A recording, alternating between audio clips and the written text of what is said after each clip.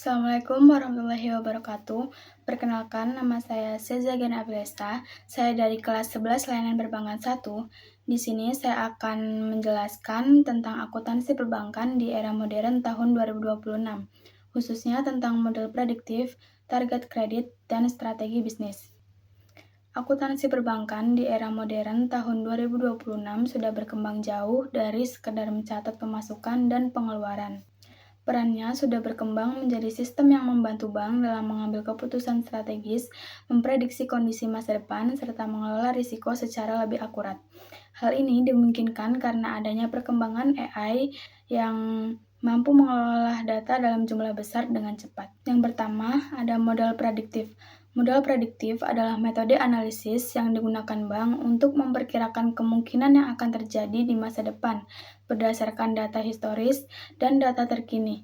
Data yang dianalisis tidak hanya berasal dari riwayat transaksi nasabah, tetapi juga faktor eksternal seperti kondisi ekonomi, tingkat inflasi, suku bunga, hingga tren industri. Dengan menggunakan model ini, bank dapat mengidentifikasi nasabah yang beresiko mengalami gagal bayar atau kredit macet, menentukan sektor usaha yang potensial untuk diberikan kredit, dan memperkirakan keuntungan atau kerugian di masa depan. Jadi, keputusan yang diambil tidak lagi berdasarkan intuisi, tetapi berdasarkan analisis data yang objektif dan teratur, sehingga lebih akurat dan minim risiko. Yang kedua, ada target kredit. Target kredit adalah jumlah pinjaman yang ingin disalurkan bank dalam jangka waktu tertentu, misalnya per tahun. Di era modern, penetapan target ini tidak bisa sembarangan, tetapi harus didasarkan hasil analisis dan model prediktif tadi. Misalnya, jika kondisi ekonomi diprediksi melemah, bank akan lebih berhati-hati dan menurunkan target kredit. Dan jika ekonomi diprediksi stabil atau meningkat, bank bisa menaikkan target kredit untuk meningkatkan keuntungan. Penentuan target kredit juga mempertimbangkan kemampuan bank dalam mengelola risiko seperti cadangan kerugian dan tingkat kesehatan keuangan bank. Tujuannya adalah menjaga keseimbangan antara profit dan risiko.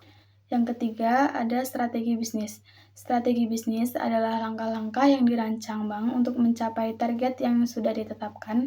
Strategi ini disusun berdasarkan hasil analisis data dan kondisi pasar yang sedang berlangsung.